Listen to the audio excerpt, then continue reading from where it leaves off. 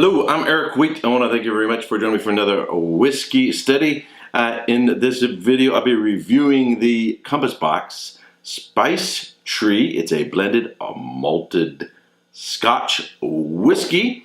I opened this on Friday the 13th, Friday 13th, 2018, and I was feeling a bit stressed, having had a sort of a long and difficult week.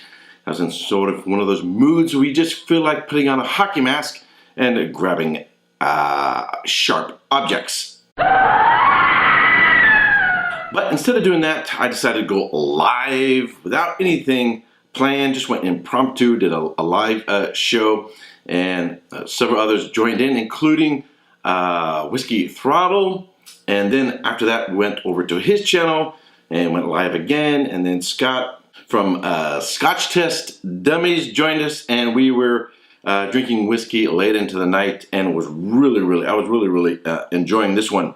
So it's had a little bit of time to be open, and usually, you know, whiskeys to really show the best take a lot of time, or take some time to sort of open up and to really show their full potential and really display themselves at their best.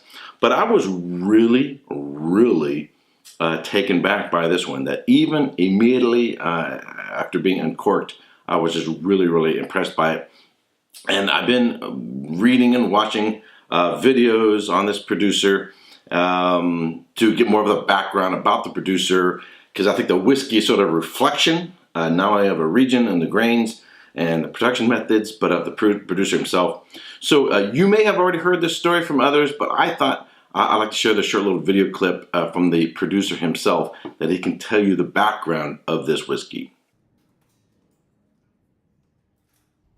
Spice Tree is said by many people to be our illegal malt whiskey. In any case, the story of the Spice Tree has come to exemplify for many people around the whiskey world our approach to whiskey making. What we did originally was use a technique borrowed from the world of winemaking. Inner staves, in our case French oak inner staves. We used these by lining the insides of used whiskey barrels and putting malt whiskey in them for a secondary aging. And what it did was yielded a malt whiskey with delicious and very distinctive characteristics. The SWA, the Scotch Whisky Association, however, took issue with it. They felt it wasn't a traditional technique and that we must use only traditional techniques. And after debating with them for several months what tradition really meant in Scotch whisky, we realized we could no longer afford to fight the battle. And so we took it off the market. And in the subsequent years developed a different kind of cask with new French oak on the heads of the barrels. And while the process took longer than our original inner stave process, it did allow us to bring Spice Tree back to the market. Stylistically, what you have here is an intensely flavored malt whiskey. It's got a complexity that's built around spice-like characters: cardamom, clove, ginger. It's even got hints of cocoa to it. It is a whiskey that is truly unique in the world of malt Scotch whisky. Nothing like it with this flavor profile, owing to the type and the quality of French oak that we use for it. You can drink Spice Tree neat. You can drink it with a big splash of water, which is the way I prefer to drink it. Drink it with ice if it's warm.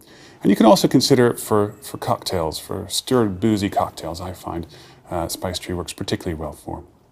This is Spice Tree, our formerly illegal malt whiskey.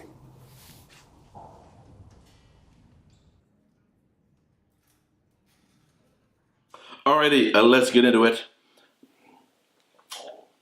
Nice golden copper color, medium plus intense aromas of, you get the stone fruits going on, the sort of peach, nectarine, but candied ginger, some little caramel, a little bit of, there's a creamy butterness to this. There is a sense of, if you ever go into maybe a shopping mall and there's a candle store, maybe it also, they sell air freshener, you know, spices and that kind of thing. You just go in a room and the whole room just smells of just a plethora of spices. That is what this reminds me of. This reminds me of not just a scented candle, but an entire room full of scented candles. So cinnamon, clove, nutmeg, cardamom, there is a sort of a melted ice cream with butterscotch and a little bit of a sort of a toasted nuttiness to it. Some dried florals. There's actually that salted caramel note to it. Not just caramel, but salted caramel. Citrus, orange with the little cloves in it. You know, for that again, that you just provides aromas for the entire room.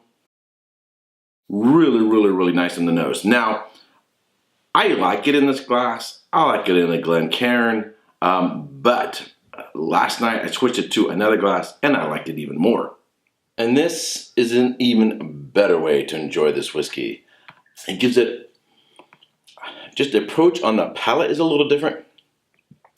I get a rounder, creamier, more full-bodied flavor to it.